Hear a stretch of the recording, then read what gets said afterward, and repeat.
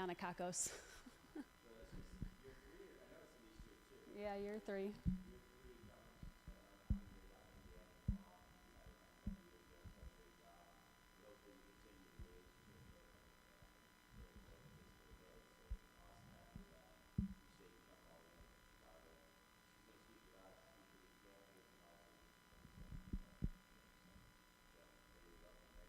Awesome, thank you. Yeah, it is good to see everyone again, good to see some new faces. For those of you who I don't know real well yet, my name is Baily, and I'm a registered dietitian, and I'm also a certified specialist in sports dietetics. And yeah, it's kind of crazy. I was on my way out here reflecting that this was year 3 of getting to speak at camp. And granted, my running background is not quite as impressive as a lot of the other coaches and whatnot that are here. It's a sport that I've really grown to love. It's a sport that I am investing a lot more time in, both personally and professionally. And I just think you all do a great job. So I appreciate you taking the time to fly me out and giving me an opportunity to speak with everyone. Real quick note, just on my background. So I have been a practitioner for about 4 years now. And in that time, almost exclusively worked with student athletes, primarily at the collegiate level, but also a little bit now at the high school level through my private practice. The private practice I opened last year, so we have hit the 1-year mark. Yay. An exciting milestone for a lot of business owners. And then I also am a part-time dietitian now at Northwestern University. And so at Northwestern, I primarily work with the wrestling team, baseball team, softball, and then I work with cross country now as well. One of the cool services that we're really focusing on at Northwestern right now is trying to expand the sports dietitian services beyond just nutritional counseling. I think for a lot of years, the primary job or task on our job description was, meet with athletes, talk about their diet, make sure their locker room has snacks in it, and then send them on their way. And there's nothing wrong with that, but a big emphasis that we are trying to put on now is really caring for the athlete as a whole and putting more emphasis on creating policies, procedures, and just services that are going to directly benefit student athletes. And one of those big services is figuring out how we're going to screen for, treat, and then educate our endurance athletes who come in with iron deficiencies or develop one during their time with us. And it's kind of crazy because even just 3 to 4 years ago, most Power 5 Division I schools, they had no guidelines in place for how they were going to manage vitamin and mineral deficiencies. And that was kind of stressful, especially as a new dietitian at the time. It was stressful because these cases would pop up and there wasn't a lot of guidance. There weren't a lot of concrete steps that we were taking. It felt like we were building the plane in the air, so to speak, and just trying to manage it as they came along. And so thankfully, we've grown a lot since then. We now have a very streamlined process of assessing our athletes when they come in, testing for iron deficiency 3 times a year, providing supplements based on what their labs say. And so it's easy. The problem is, I still work with a lot of high school athletes, and I can't say the same. We've got a lot of endurance athletes running around, quite literally running around, with a lot of deficiencies. We've got coaches and parents who may not know the appropriate steps to take if they suspect their athlete has low iron. And then we don't have a lot of follow-up, right? I mean, how many of you have a dietitian at your school? Probably not many, right? And so I actually want to kick things off today, turn it over to you, but how has iron deficiency specifically impacted your athletes or your teams?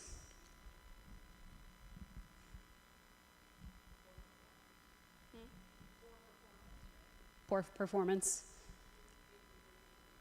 More injury prone. That's a good one. What else have you guys noticed? That's a huge one, right? The fatigue.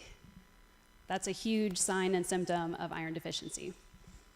And so my follow-up question is, okay, so if you determine that your athlete is deficient in iron, what are you able to do about it, or what are your parents able to do about it if you're working in the high school population? Google it, look it up on Instagram, maybe TikTok these days. I mean, I'm sure you guys run into this, so what would be a typical next step if you know someone has an iron deficiency? What I do is, and I've had quite a few kids that have low iron. Mm-hmm. Doug Cutter, who actually worked with Steve at Chipping Sports Medicine.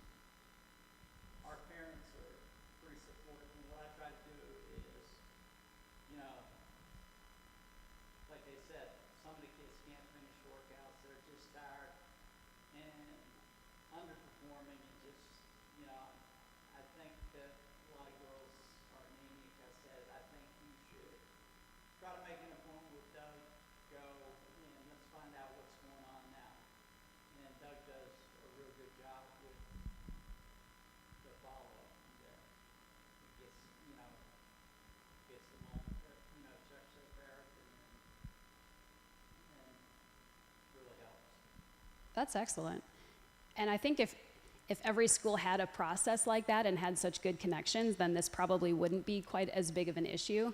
But I feel like that's rare. I mean, a lot of high schoolers I work with, and especially in the Chicagoland area, the schools are really big, they're overworked and understaffed, and people with deficiencies like this fall through the cracks pretty quickly because there's always somebody with a bigger problem.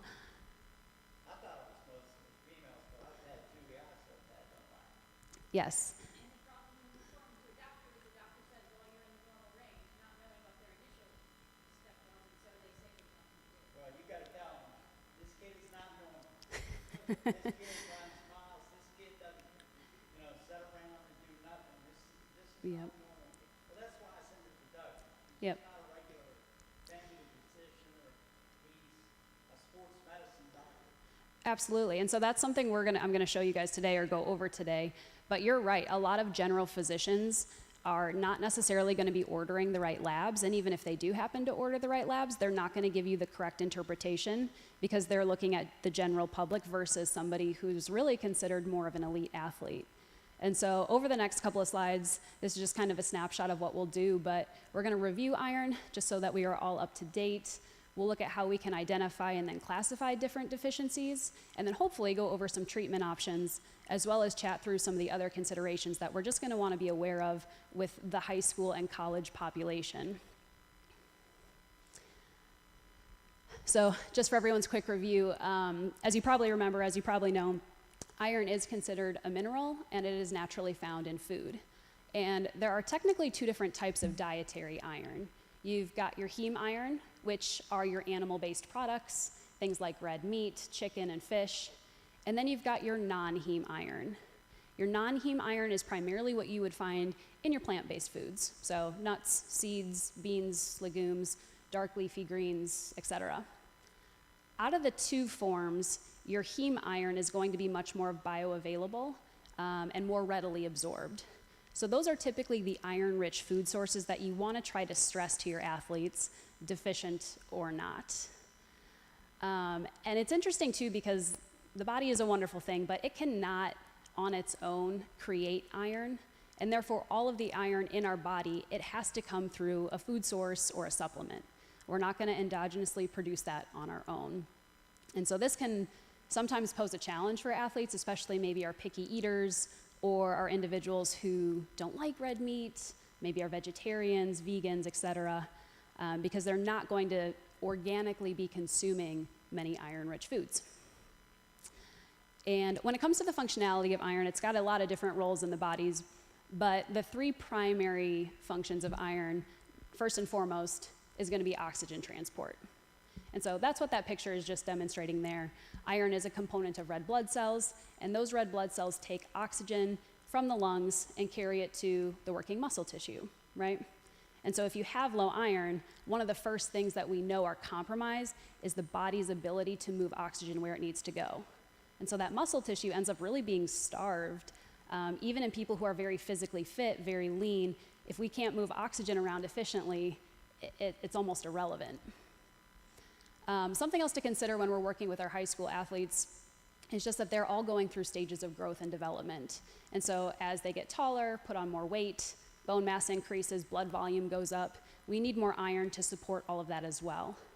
And then finally, iron's going to play a role in neurological development as well. And so we want to make sure that we are hopefully consuming adequate amounts. I'll also add in there, I'm not sure if you guys are familiar, but worldwide, iron's actually the most common micronutrient deficiency.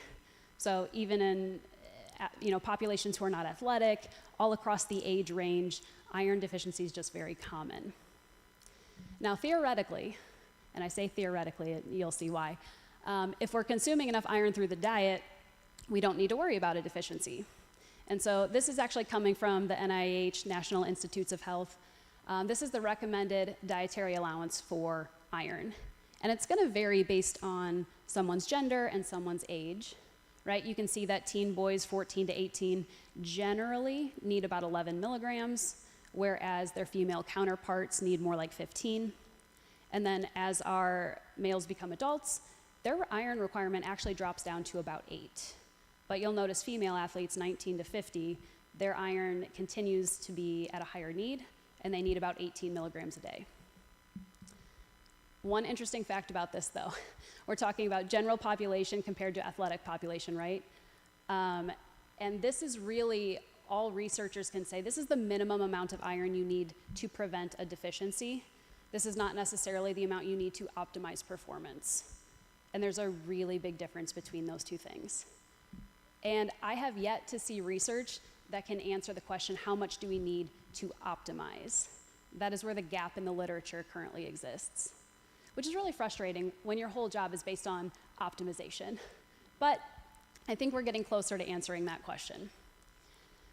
There is a really good study that came out 2020, 2021, so not long ago, where researchers were actually looking at the prevalence of iron deficiency in active youth or active individuals.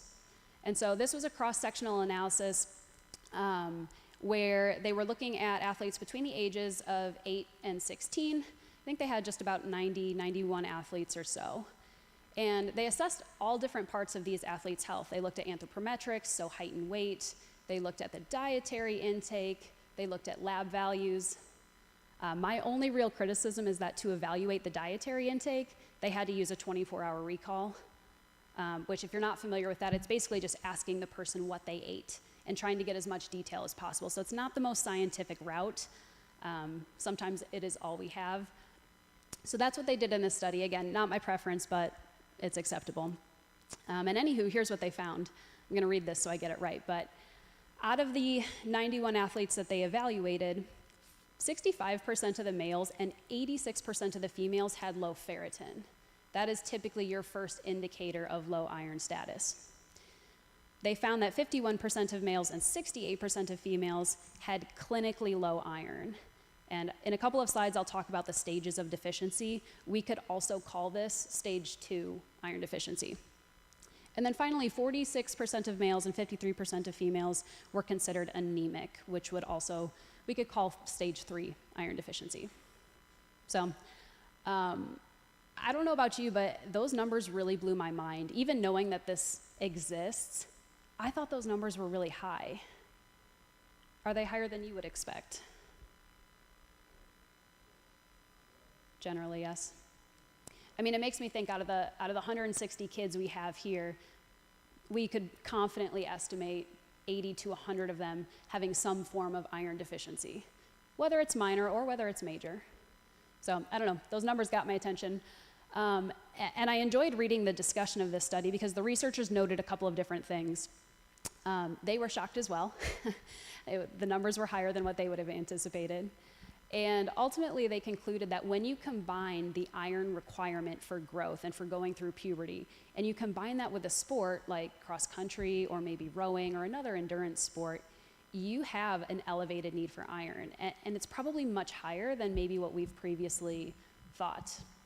And the crazy part is, too, in this study, they did those dietary recalls, and the majority of kids were consuming the recommended amount of iron. They were hitting 11 milligrams. They were hitting 15 milligrams.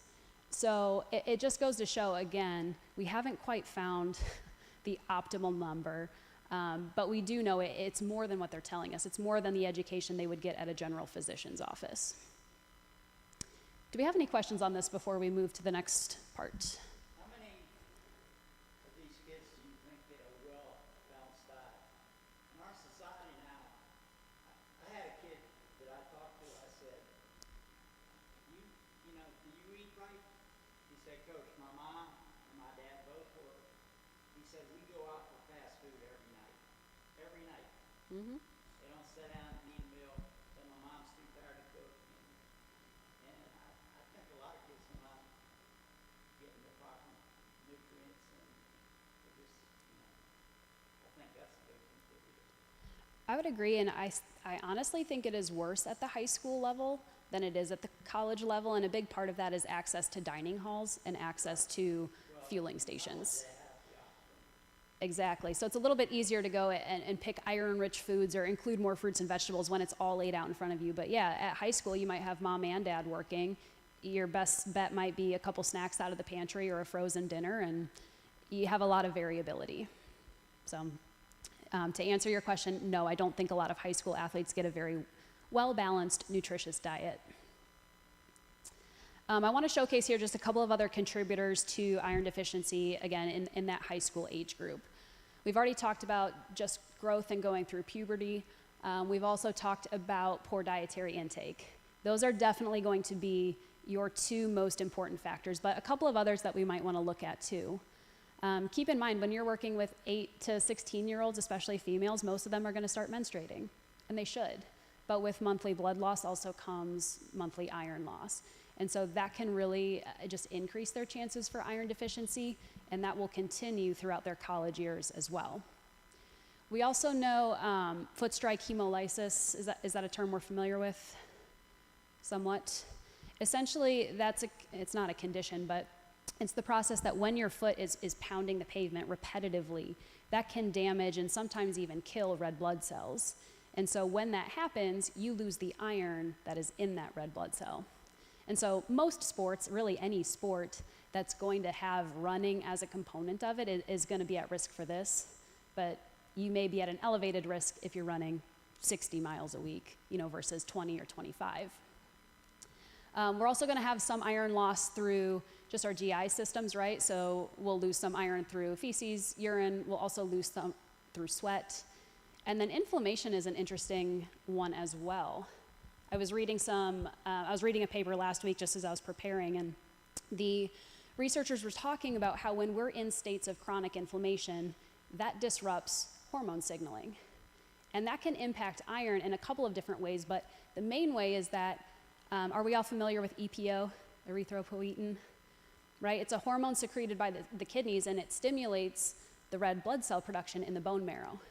But when you are chronically inflamed through an illness or an injury or a disease, that hormone signaling gets disrupted, and essentially your body may not be making enough red blood cells due to your state of inflammation.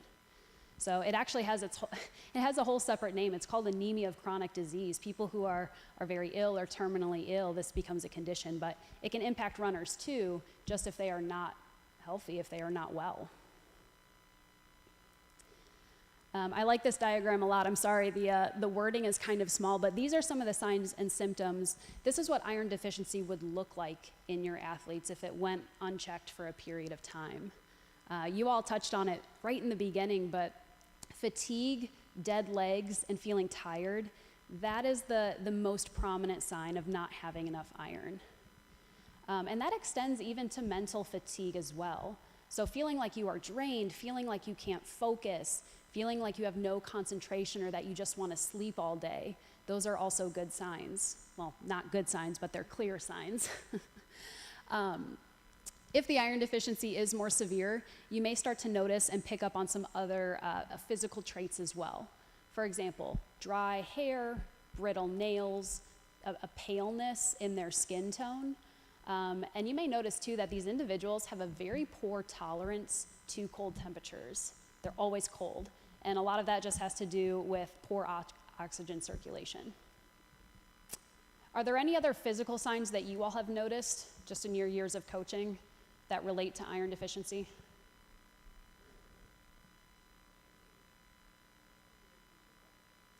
Yeah, are there any other physical signs that you all have noticed that might indicate someone is iron deficient?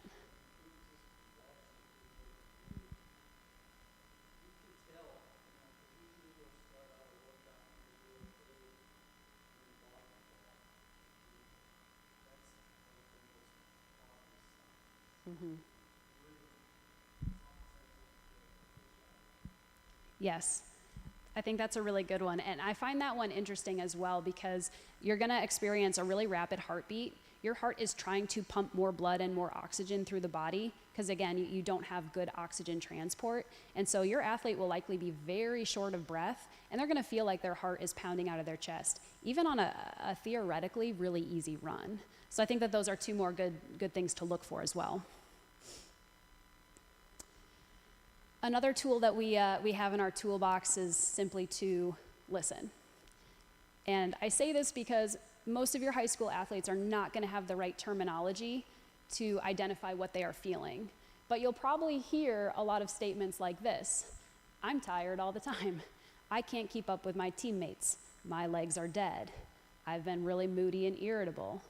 It would take a mature person to admit that. I just feel like crap. My heart can't catch up. I can't catch my breath, etc. So these are what people tell me. These are what my athletes tell me. If they're coming in for a referral for this, these are typically just the statements that I hear. Would you all conclude that you hear similar things? Gotcha. So that would be a good time. I understand at the high school level, you don't always have the true sports medicine multidisciplinary team. I understand that is different, but this would be a really good time just as the coach to make the referral to a parent and hopefully go get that kid checked out. And that would actually bring us then to assessing iron status. This is what we were talking about earlier when physicians may not always order the correct thing. So if you suspect someone has iron deficiency, whether it's your athlete or your own kid, these are the blood values that we want them to get tested for. Typically, if you just go to your office, your doctor's office, they might measure serum iron. And unfortunately, that is a pretty irrelevant number when it comes to iron deficiency. What you want to look for first and foremost is your ferritin.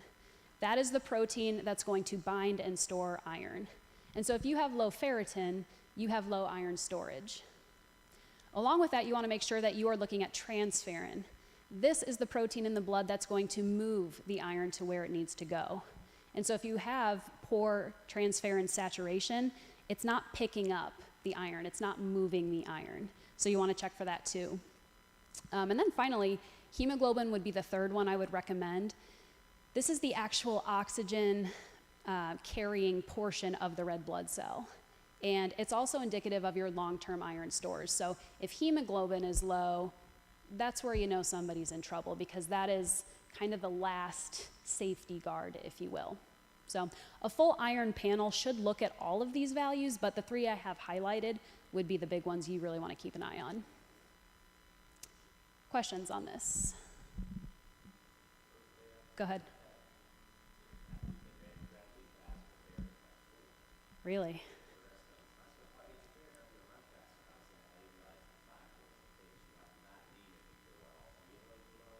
Yep. Correct.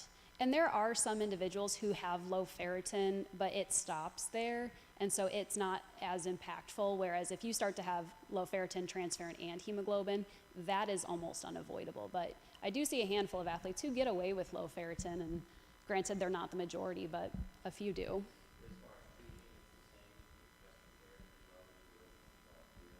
Nope. So we'll get into that now, but again, you can stage and you can classify deficiencies based on what those lab values are telling you. So stage 1 iron deficiency, that is simply where your ferritin is low, below 35. Technically, a clinical definition of low ferritin is below 11, and that's garbage. That's not going to help anybody. So 35 is kind of the number you're looking for. Some institutions might use 40. You can use either. But 35 to 40, but you'll see here, again, transferrin, it's above 16%, that's our minimum threshold, and then hemoglobin is gonna be higher than 11.5. Typically, that is the profile, the blood profile, if you will, of stage 1 iron deficiency. And in the body, what is happening at that point is that your iron stores in the bone marrow, liver, and spleen, they're starting to become depleted. It typically is not like a zero, if you will, but they're getting low. And an athlete may or may not notice changes in performance at this point, kind of depends on the individual. I feel like coaches usually notice changes in performance at this point, but the athlete may or may not be super self-aware. When we get to stage 2, ferritin drops a bit more. This would be classified below 20. And then you also notice that your transferrin is dropping below 16% saturation as well. Hemoglobin is still okay, but what is happening at this point is that your red blood cell production, it is starting to go down. And this is where most people are going to notice some pretty serious changes in their general energy levels.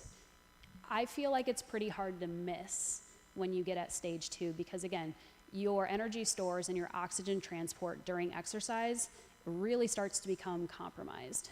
So you had mentioned the kid who starts off well but like bottoms out a mile or 2 in.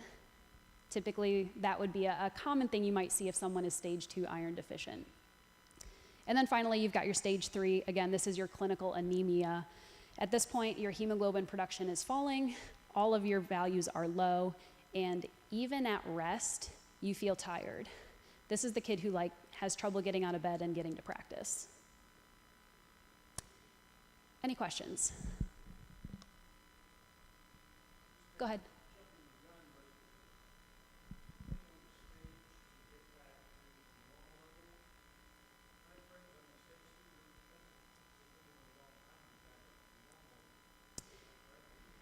Yeah, so I'll show you guys the treatment based on the stages, but generally speaking, if someone is compliant with the dietary interventions and the supplements, you could expect them to have these values corrected in 3 to 6 months. If someone is not compliant, you can run in this cycle for years.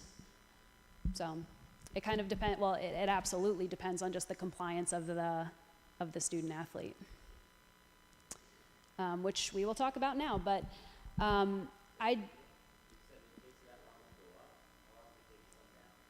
similar time frame. So, if you are not, let's just say you decide to be a vegetarian or vegan for the summer and you're doing all your training, you could come in theoretically in the fall with really low iron. But you could also have it corrected by Christmas if you're doing things right. So you will generally see numbers go up in about a month, but depending again on how severe it is, real true correction usually takes 3 to 6 months. So treatment typically would consist of 2 components, right? Your dietary intervention and then your supplements. When it comes to food sources, it can get a little tricky because there are not necessarily a ton of foods that are high in iron. And then out of the foods that are high in iron, you have to think about what is going to be palatable to a 15 or a 16-year-old, right? Like beef liver and oysters, not typically on the menu.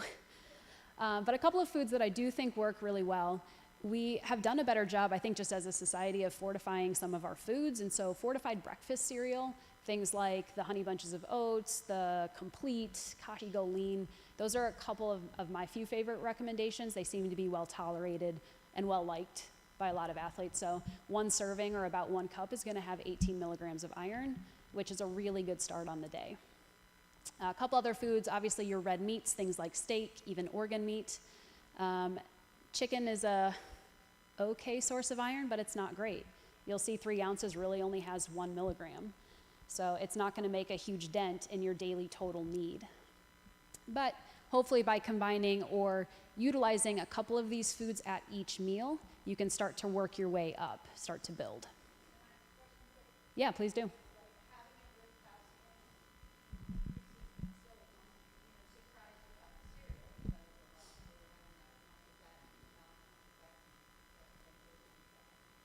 No, it does. And so what she's referring to is that iron and calcium have the same transporters in the small intestine.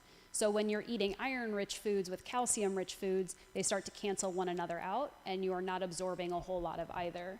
So a good education point for student athletes is, even though traditionally we eat cereal with milk, if you want to get the most of your iron and the most of your calcium, which we're not talking about today, but is incredibly important for bone health and distance runners, you might want to consider having them separately. 2 hours. Yep. Which again is not the most convenient thing. So you can start to see some of the challenges we have with only using food. But we still want to stress it because whenever you're consuming a nutrient through a whole food source, it has better bioavailability, it's absorbed more efficiently, and you're providing a host of other nutrients. So the food piece is going to be key. And so a couple of other ways that you can try to just maximize the dietary intake we do want to encourage our kids to have iron-rich foods with vitamin C. Compared to calcium, vitamin C is going to increase iron absorption. So, as silly as it may sound, have a glass of orange juice with your steak dinner. Have a glass of orange juice, maybe not in your bowl of cereal, but with it. I haven't quite mustered up the courage to try that one personally, but no. But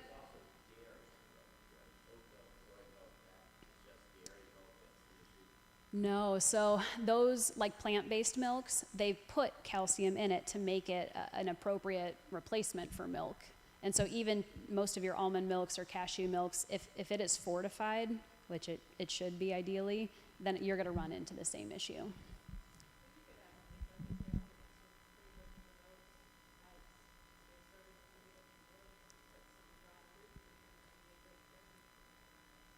Oh, absolutely. And I love that idea. And you can throw in nuts and seeds and dark chocolate and a bunch of other iron-rich foods too, and you've got yourself a very functional and tasty snack.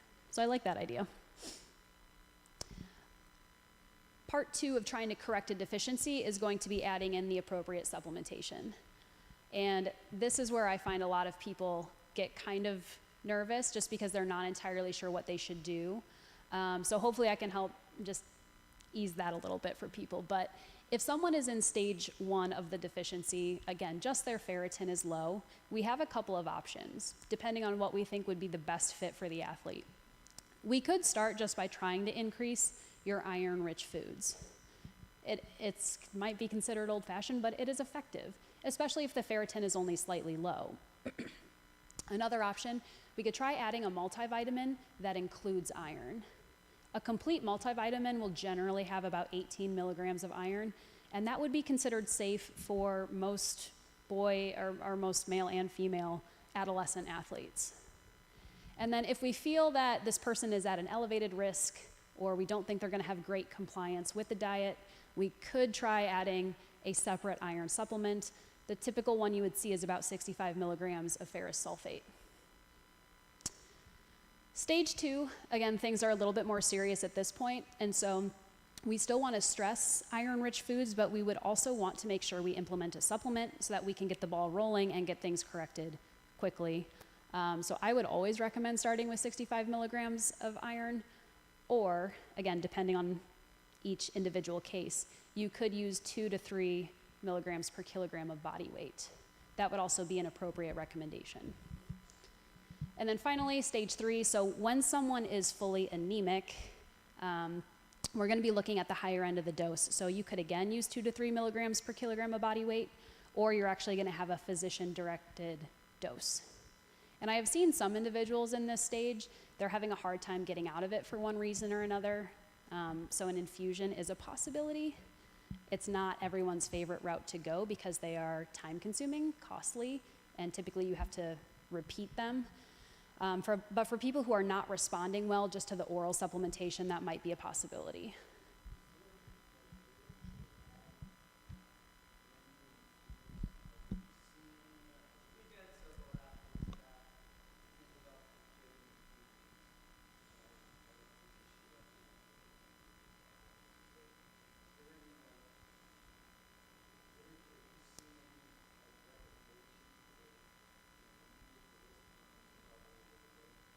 Yeah, so the majority of the recommendations or literature that I've seen, they've only used infusions with critically ill patients.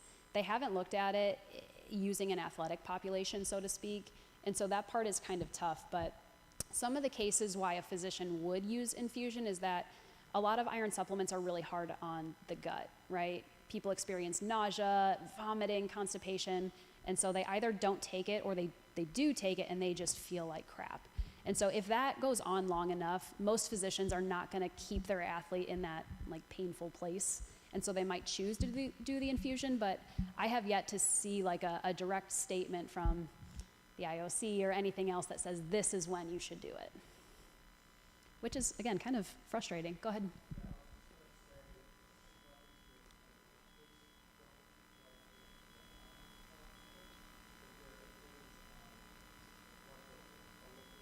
Mm-hmm.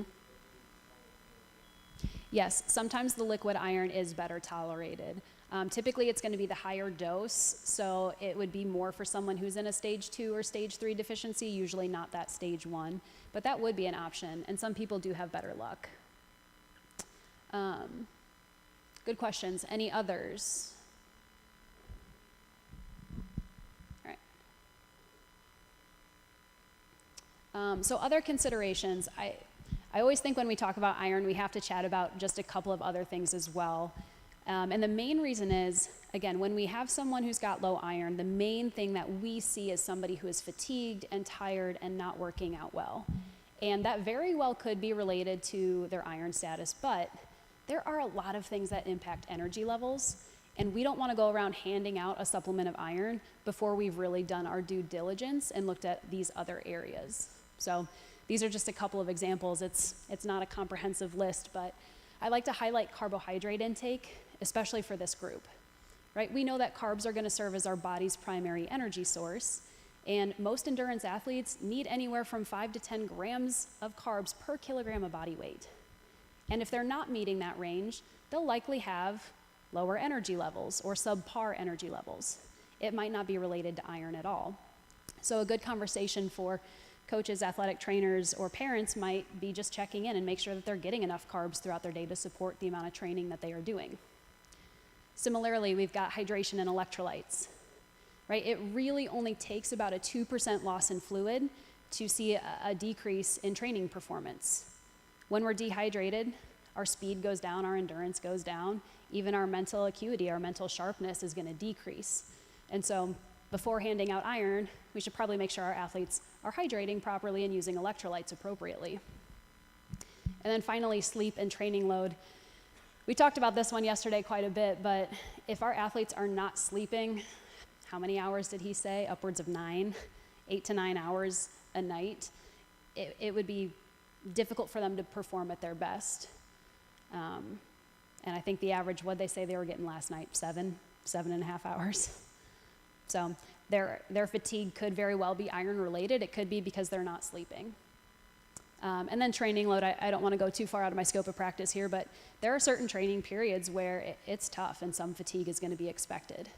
But if you do feel like the fatigue is maybe more than you would anticipate, or it really seems to be bogging down the athlete, that'd be a good conversation, a good time to just start chatting about iron.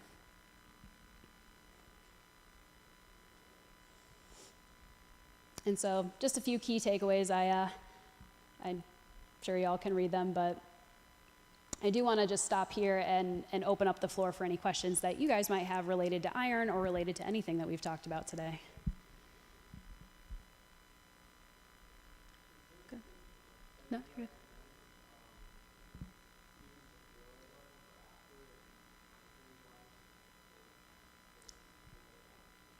Like as it relates to iron or just in general?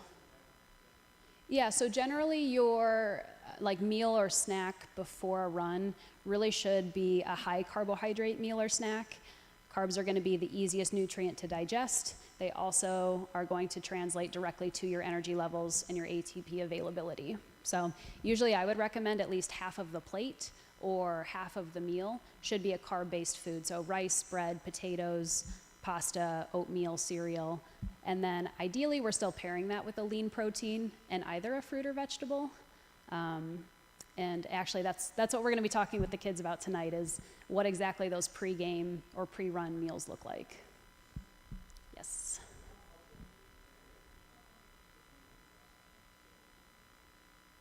Oh, I think it certainly can be helpful. I've had a little trouble finding exactly like concrete ranges of how much iron it would add, but that's always one more step that you can take. So if you're cooking steak or chicken or fish, just trying to almost infuse a little bit more iron into the meal, I would absolutely do it. But I do have a little trouble. I have not been able to find a concrete number like it adds 2 milligrams versus it adds 6.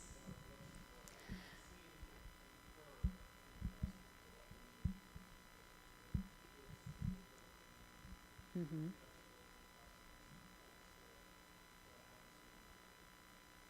Yes. Well, and if you find them, please let me know, because I've been looking for them for about 4 years. So I think you had a question too.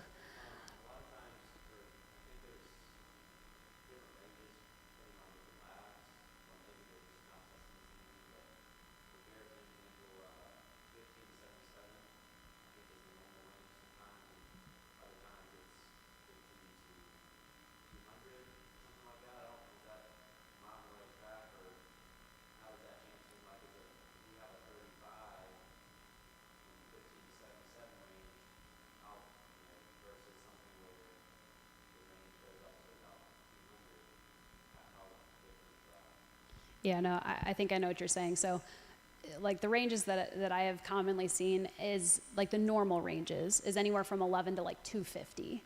And so you can theoretically, like, is our goal to just get them above 35 or is it to get them to 100, right? And I think most physicians, we just want to make sure that I say physicians, but also physicians and dietitians. The primary goal is to get them above that 35 to 40, and then anything after that is still considered optimal.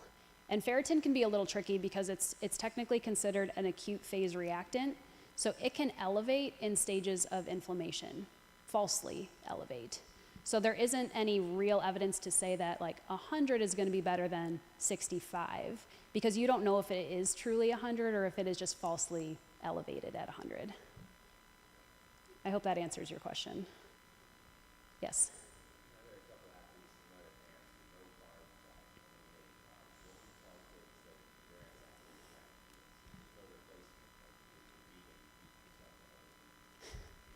Right. No, and low carb diets have been popular for a long time. I think there's a really big emphasis right now on trying to be a fat adapted endurance athlete where your body is utilizing dietary fat instead of carbohydrates. And I will always tell an athlete, like, you can do that. It's not going to kill you, but it also is not going to lead to optimal performance. Your body has to work significantly harder to break down fat than it does to break down carbs. And if you're going to be relying on your body for any quick bursts of energy, any quick movements, it takes too long to break fat down. So when I've run into those situations, it's always a conversation with the parents. Because in high school, the parents are the ones grocery shopping and cooking and packing lunches. So you can educate the kid, but you also got to have a conversation with the parents. And a low carb, no carb diet really has no place for an endurance athlete, at least not at this age.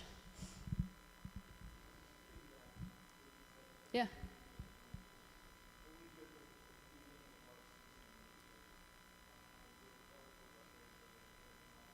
Mm-hmm.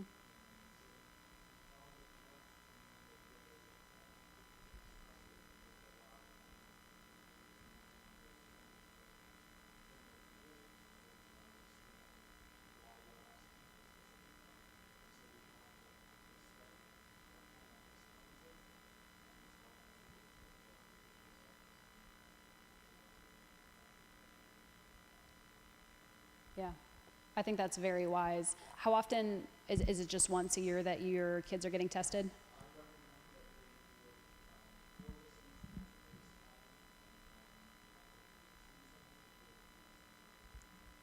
Okay, I like that. We at Northwestern we did things a little differently. We screen the kids 3 times a year.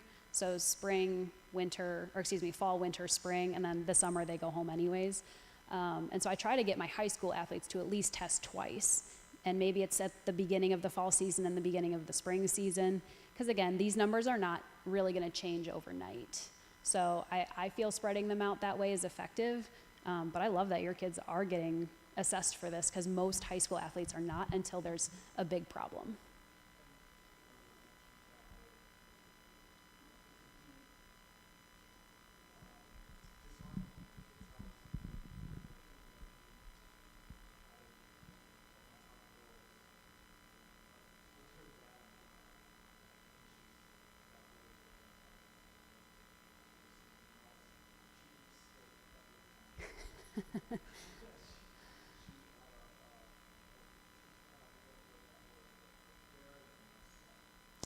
Yeah, that's pretty low.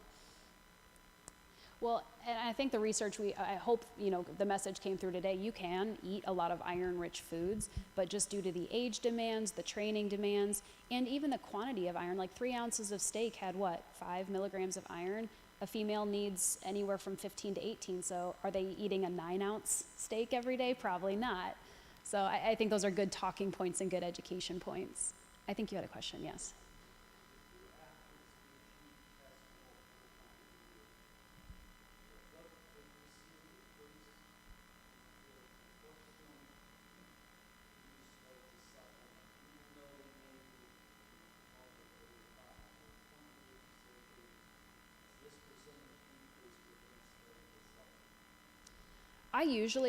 We don't add a supplement unless they're truly deficient. We try to stick more with the food first approach, and really just introduce the supplement if we feel that it's necessary.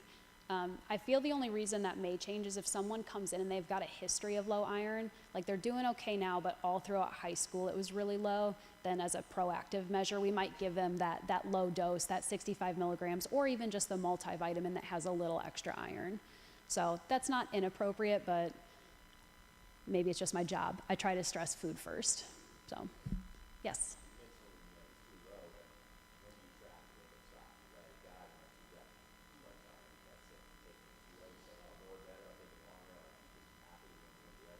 Yeah. No, and that's where I'm grateful for the routine testing, because we can change things on a 3 to 6 month basis depending on what we see. So if someone is now in the normal range, like theoretically, let's say I had a guy who was in the stage 2 iron deficiency, so we gave him that 65 milligrams. If he's able to work himself out of that 6 months later, he likely does not still need that supplement, but I might give him the multivitamin, so 18 milligrams of iron versus like the 65. That way we've got a bit of a buffer in there, but men are at risk for iron overload a lot more than your female athletes. So the goal is not to keep them on it forever. It's correct the deficiency and monitor. Yep. Although I will just say, in my experience, females do have a lot harder time maintaining it, so very rarely have I taken an iron supplement away from a female athlete. And I think that just has to do with the honest biology of things. But I have taken them away from a male athlete because it just was not needed anymore.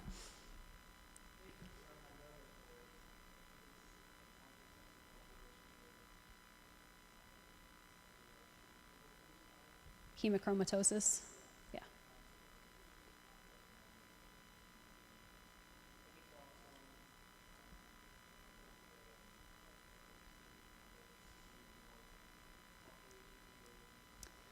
I believe so, and it is a very low percentage. I believe it's less than 1%, and so I personally have never seen it, but that, again, I think is why it's so important. If we're giving people supplements, the monitoring piece has to be there, because most people don't know that they would have this condition until it happens to them, right? Until they have too much iron and they start to experience some of those signs and symptoms.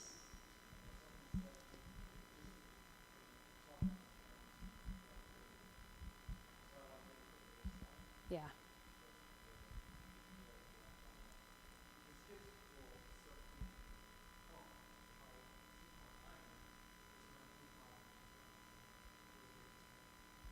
Right. Yeah. Nope, that's a very good point.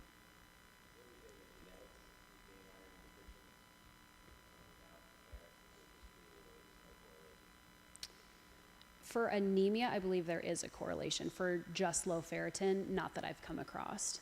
But I have seen and read about like true anemic individuals, that being somewhat hereditary. I don't have a percentage for you though, I'm sorry. Any other questions? Yeah.